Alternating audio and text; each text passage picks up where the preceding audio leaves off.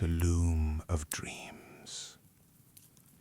This is a place where stories are woven softly, thread by thread, until they become a blanket of quiet comfort around you. Here we slow down together. We listen, we breathe, and we rest. As you settle into this moment, let your body grow a little heavier, your thoughts a little lighter. The day has done enough.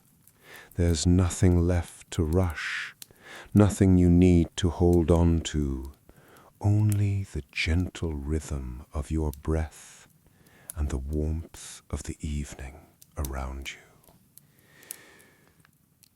Before we begin tonight's story, let's take a few moments to settle the body and quiet the mind.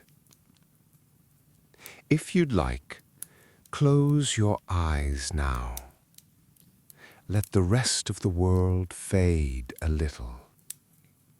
Notice where you are, the shape of the room, the stillness of the air, the gentle warmth that surrounds you. Now, take a slow breath in through your nose. Feel your chest lift and your belly rise. And then slowly breathe out through your mouth, as if you're blowing warm air onto a window. Let your shoulders drop and feel that breath leave gently, like a sigh. Again, inhale softly, not too deep, just enough to feel the cool air enter. Pause for a moment and exhale slowly. Each time you breathe, imagine the air moving like a wave, in and out, steady and kind. Your body begins to understand this rhythm, the same rhythm as a calm sea at night, the same rhythm as the fire in the hearth. If your mind begins to wander, that's perfectly fine. Just notice it and bring it back to your breath, back to the sound of the fire, back to the quiet in your room. Now feel your body growing heavier, your hands resting loosely, your jaw unclenching, your eyes softening behind closed lids. Let your breath find its own pace. There's nothing you need to do. You are safe, you are home, and you are ready to rest. Tonight, we'll travel gently to a small town hidden between the snowy cliffs of Norway's fjords. There, in the hush of winter, a single cottage glows beside the frozen water. Inside, a little girl is preparing for Christmas Eve, the scent of bread and pine filling the room, the sound of the fire curling softly through the air. It's a story about warmth, about the simple, quiet joy of being home, and about the gentle patience of waiting for someone you love. So, find a comfortable spot. Let the blanket rest against your skin. Let the fire's soft rhythm guide your breathing. and allow the story to unfold slowly, like snow falling through lamplight.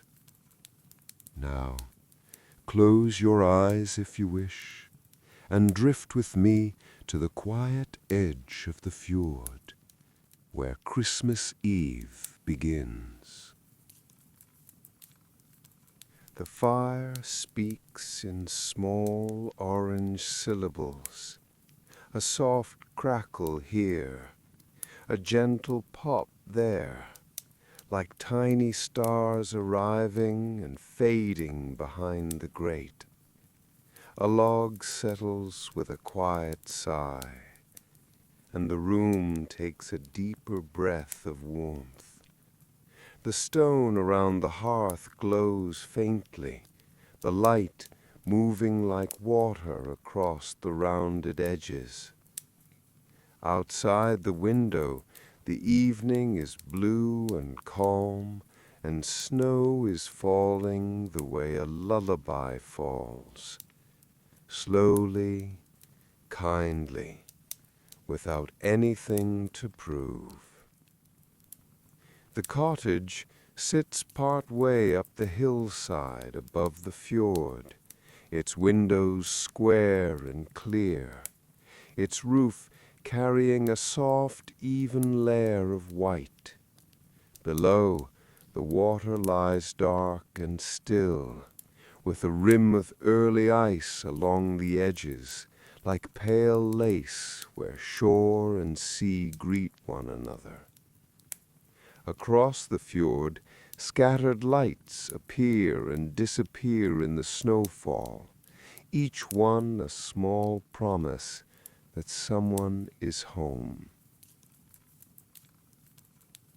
Inside, it smells like pine and bread and the faint sweetness of snow melting from a wool coat. The floorboards hold a long memory of footsteps, thin and smooth with time. The clock ticks gently, not insisting on the hour, only marking the friendly stretch of one moment to the next.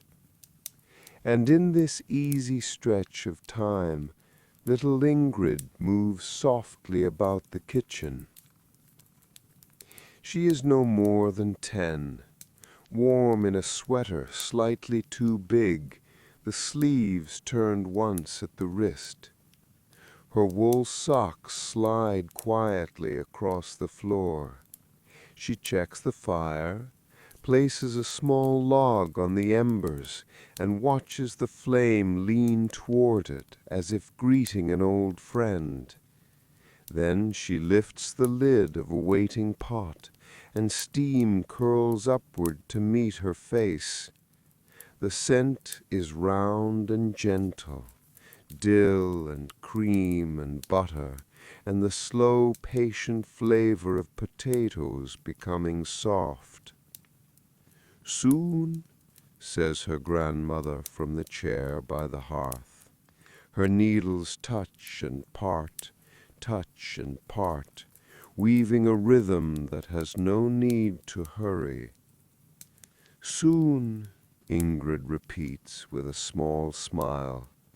She sets the lid back on the pot, and the tap of metal on metal is hardly louder than the fall of the snow.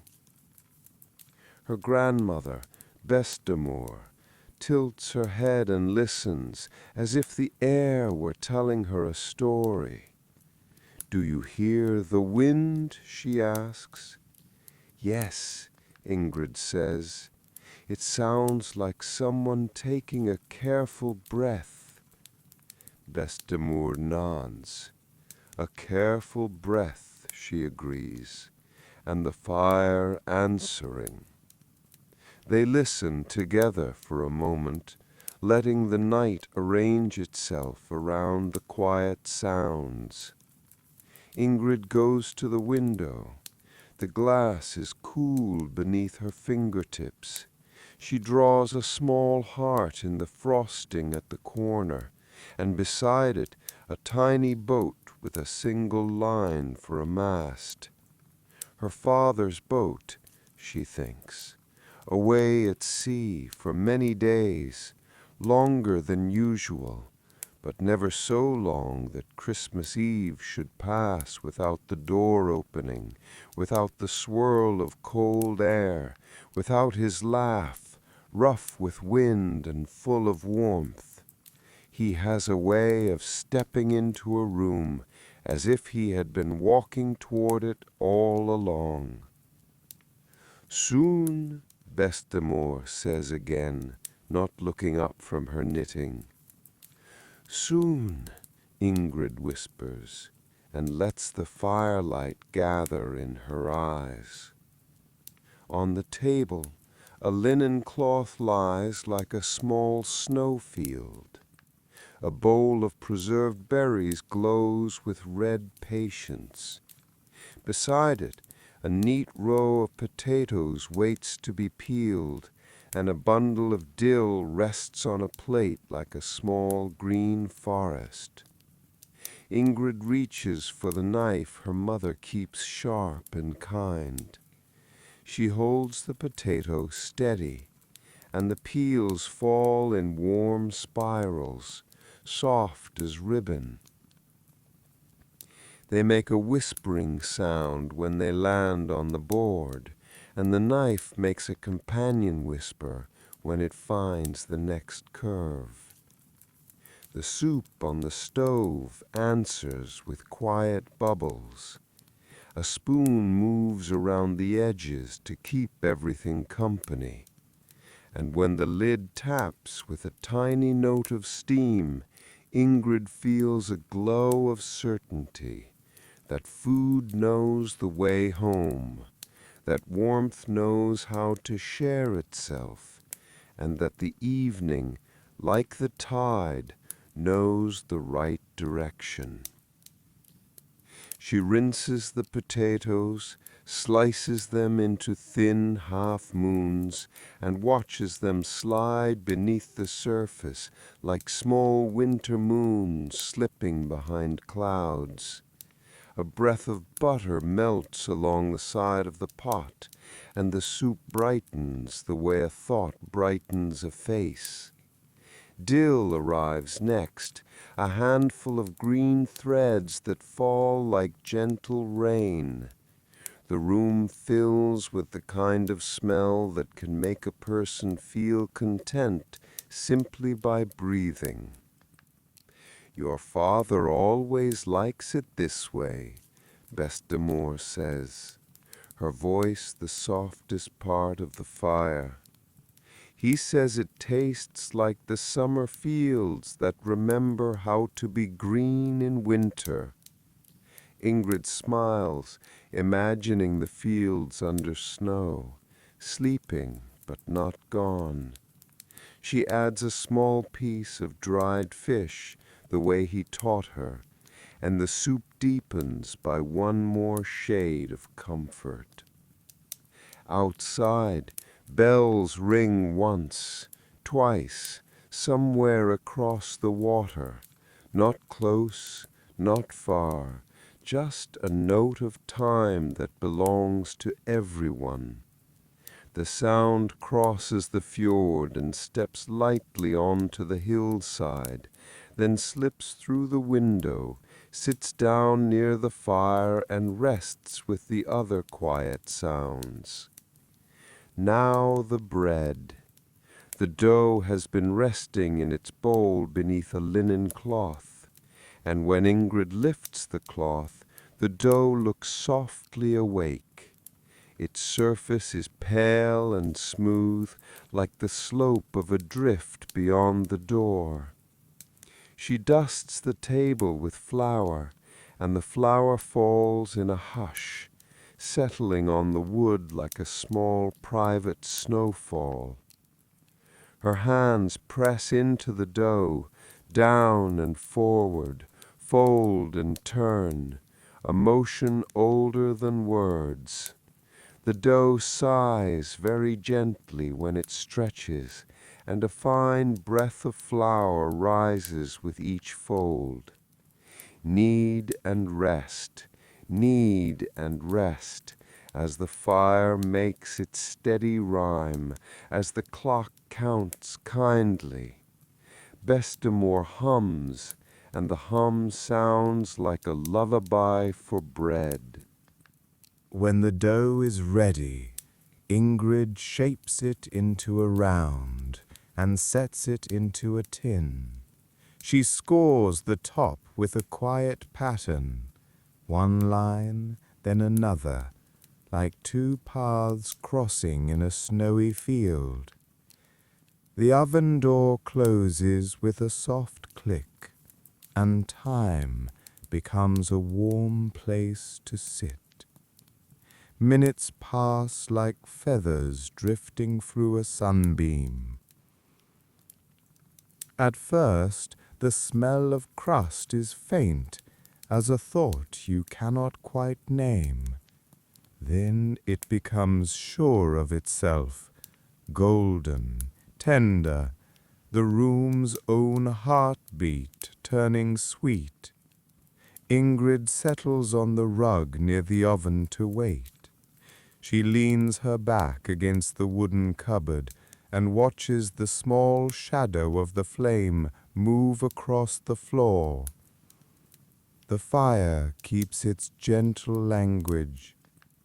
Outside, the snow keeps falling, soft and steady. Everything takes the time it needs.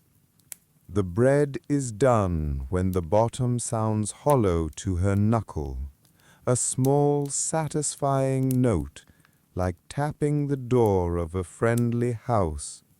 She draws it out carefully, sets it on a board, and the steam rises in pale curls, disappearing into the warm air. A linen cloth goes over the loaf, so the crust will soften the way good things soften when they rest. Ingrid returns to the soup. The surface is glossy and calm, with slow ripples where the spoon has been. She skims the light froth with the back of the spoon, tastes a drop, and closes her eyes. Almost ready. Just a pinch of salt between finger and thumb. The grains fall with a delicate hiss, and the room deepens by one more shade of warmth. On the counter waits a small pot for porridge and a shallow pan where 4 apples sit like small bright moons. The porridge will be simple, milk and rice and patience, with a little butter to find its way to the middle, and a circle of cinnamon snow. The apples ask for nothing but time in the oven, a spoon of berries tucked into their hollows, a thread of honey, and the kindness of heat. Ingrid cores the apples carefully. The blades make a soft, predictable sound, and the apples grow warm under her hands. She tucks berries into each center, adds a pinch of chopped almonds, and lets a breath of cinnamon fall in a delicate ring. They stand shoulder to shoulder in the pan, as if they have always been friends. When she slides them into the oven, the room nods as though everyone agrees. The porridge begins with a slow, small simmer, milk gathering around the grains as they expand and rest, expand and rest. From time to time, Ingrid stirs, not to hurry anything, only to make sure every part of it has a place to belong. Sugar arrives like a friendly idea, and later a square of butter that melts without a sound. She makes a shallow pond for it in the center, and a soft brown snowfall of cinnamon gathers at the pond's edge.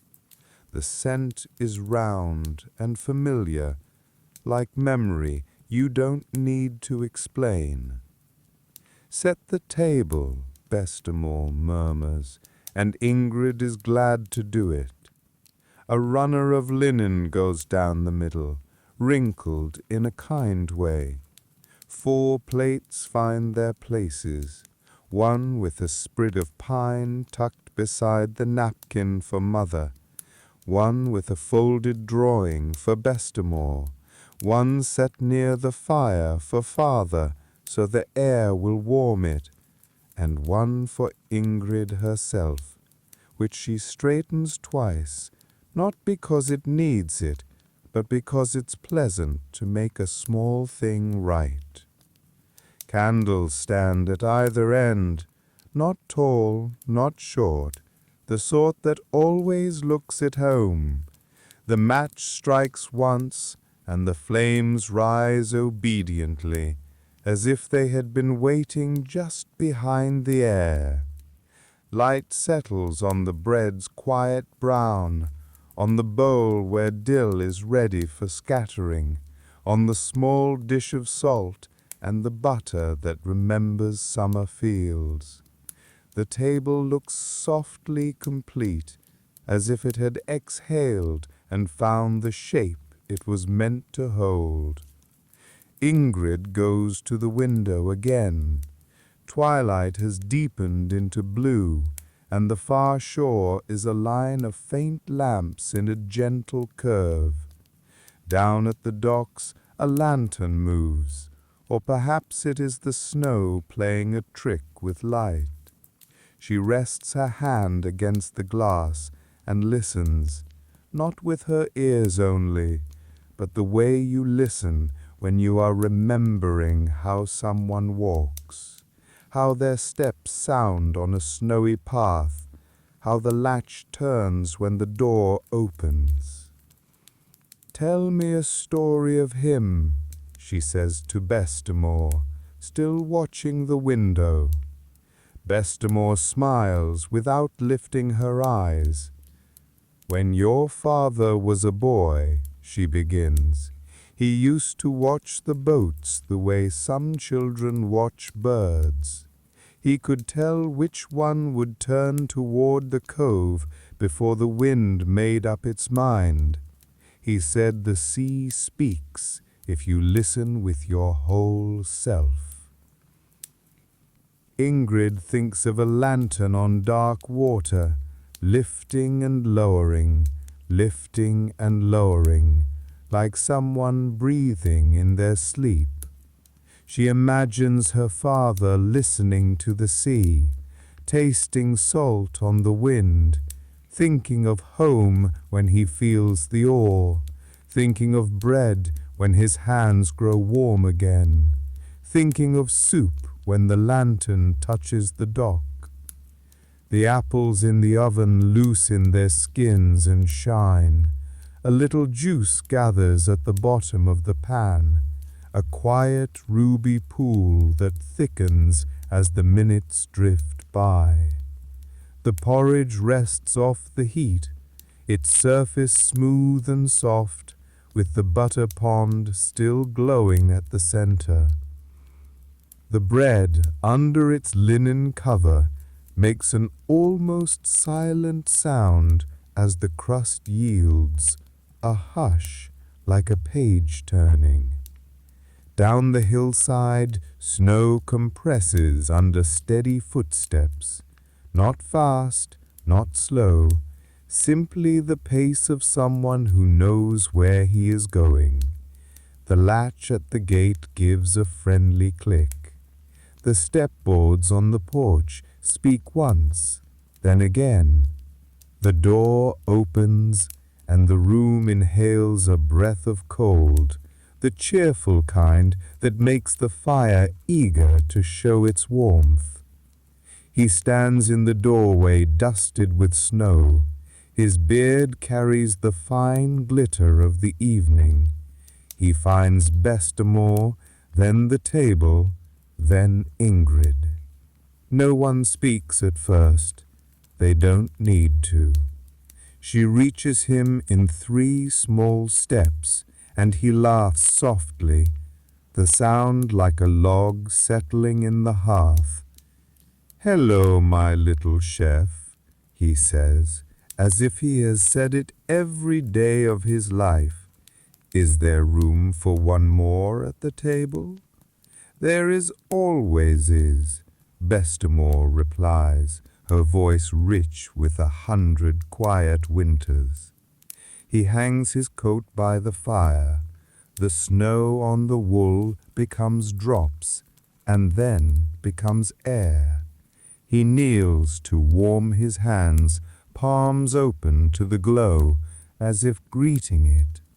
The room allows itself one careful exhale. Everything that was waiting is now simply here. They sit together without ceremony. Soup first, ladled into bowls that fog just a little at the rim.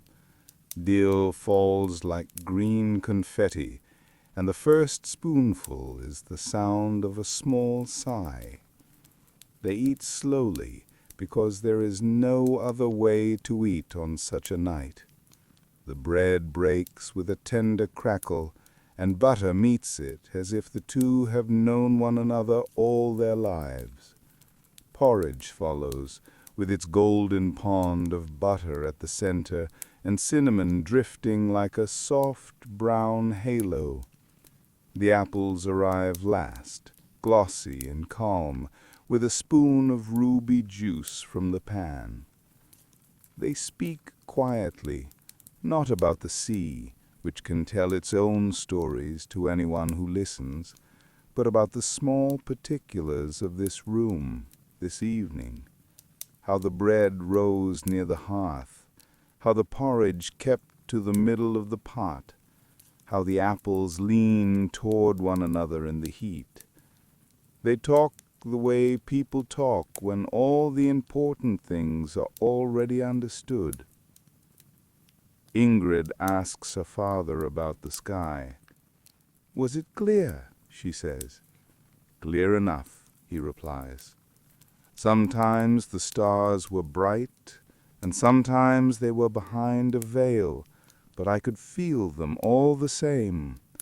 When I closed my eyes, the sea sounded like this fire sounds, and the waves and the wind kept time the way the clock keeps it now." He looks around the room as if he has just discovered a favorite place again. When they finish, Ingrid brings his favorite mug from the hearth, already warm where the air has touched it. Tea arrives and fills the spaces between words. The room seems to draw a little closer to the center, as if the table were a small bright island, and the chairs were boats that could drift there with their eyes closed. Her father opens his bag and takes out a small bundle wrapped in cloth. Inside is a wooden carving, a reindeer with calm eyes and a neck like a soft curve of moon. "I found the wood on the shore," he says. "It felt like it wanted to become this." He places it in Ingrid's hands. The grain is smooth beneath her fingers, and for a moment she feels the forest that once held this shape, the tree in winter keeping its quiet strength. "Thank you," she whispers. The reindeer's small antlers catch the firelight and make a pair of gentle crowns on the ceiling. They sit for a time that does not need counting. The fire lowers itself by degrees, exchanging bright tongues for steady embers. The clock's voice seems softer now, as if it too wishes to rest. Outside, the wind has become a hush, and the snow has committed to the long patience of night.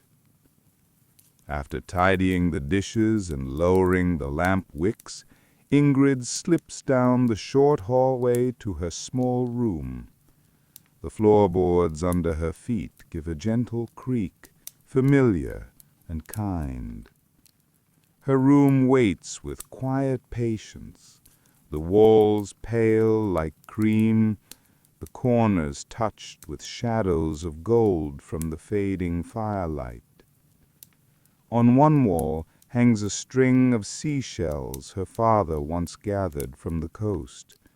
They make no sound unless a draught finds them, and then they whisper like far-away waves. Against the other wall stands her narrow bed, its quilt sewn from scraps of blue and red and cream. Each square carries a memory, a piece of her mother's apron, a corner of her father's old shirt, a fragment from Bestimore's shawl. She runs her hand over the stitching and feels the raised lines like tiny frozen waves. Beside the bed sits a small table holding her treasures, a smooth beach stone, a candle stub, a wooden comb shaped like a fish, and a half-finished drawing of the fjord. The drawing is pale where she meant to add color later, but she likes it that way, quiet, like the world outside. She leans her chin on the windowsill, clearing a small circle of frost with her sleeve. The night beyond is endless and kind, silver and blue. She counts the lights across the fjord and wonders who they belong to. A fisherman home early, a family baking late, or perhaps someone still walking through the snow.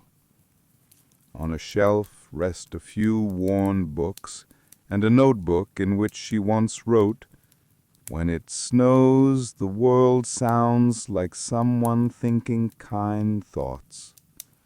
She smiles at the words and closes the book carefully. Above, a bunch of dried lavender hangs from the ceiling beam, its scent faint but sweet. A rug she knitted herself covers part of the floor, uneven loops, bright colors, soft beneath her toes. In the corner, a painted chest holds old mittens, a small doll missing one button, a handful of smooth stones, and a single white feather. She lifts the feather, and it trembles lightly, as if remembering wind. The lamp flickers. She adjusts the wick until the flame steadies. Light touches the quilt, the shells, the lavender, and her face. She lays her nightdress neatly over the chair for morning, then slips under the quilt. The fabric smells faintly of soap and smoke and cinnamon from the apples. She draws the blanket to her chin. Through the wall she can hear the fire murmuring in the next room, a distant, steady friend. Snow slides from the roof above, and the sound is as soft as a blanket being tucked in. The shells stir once with a quiet note. She whispers good night to them, to the lavender, and to the snow. The small lamp flickers out. For a moment, the room glows with the memory of warmth, then drifts into peaceful dark. Outside, the night deepens, but inside everything rests, the books, the chest, the shells, the sleeping child. The house listens, and the fjord listens, and somewhere out the sea listens too. All the listening joins into one steady silence, a silence that feels full rather than empty, a silence that promises tomorrow will wake just as gently as tonight falls asleep. Her father looks to the window. The glass holds the faintest reflection of the room, a shadow of the tree, the slope of Bestemore's shoulder, the soft shape of a child asleep. He thinks of the tide turning in the night, and of how boats, even when they look still, are always gently on their way home. He stands and places one more small log on the embers. The fire accepts it with a grateful whisper, and the room becomes one small degree warmer. He settles into his chair, boots set neatly beneath, hands resting open as if holding nothing and everything. The clock makes a single contented tick. The house is a friendly shell around them, a curve of wood and stone cupping the quiet. The world beyond the window does not need to be seen to be known. It is out there, soft, white, steady, keeping watch in the old way. Bestemore closes her eyes. The knitting rests on her lap like a soft field. Ingrid sleeps in the glow, the blanket around her shoulders, the wooden reindeer a warm weight in her palm. Her father breathes the air of this room and feels the sea quiet itself in him. The room hears this, and the embers answer with small, thoughtful lights. Outside, snow covers the footprints on the path, tucks in the steps on the porch, rounds the edges of the gate, and lays its hand softly on the roof. Across the water, a lantern at the far shore tilts once in the wind, and then finds its stillness. The hillside sleeps, and the fjord holds the town in a dark, kind cradle. In the last low hour, when the night feels as deep as a pocket where you keep safe things, the house offers one more wordless comfort. It is not a sound, not a sight, but the feeling of being in the very middle of home. There is nothing to do there but be there. And so the story rests the way bread rests under a cloth, finished, softening, becoming even more itself in the quiet. The fire lowers to a red hush, the clock measures the mercy of time, and the snow, steady and gentle, writes the old message over the path and the shore and the rooftops. For tonight, everything and everyone is home. Good night.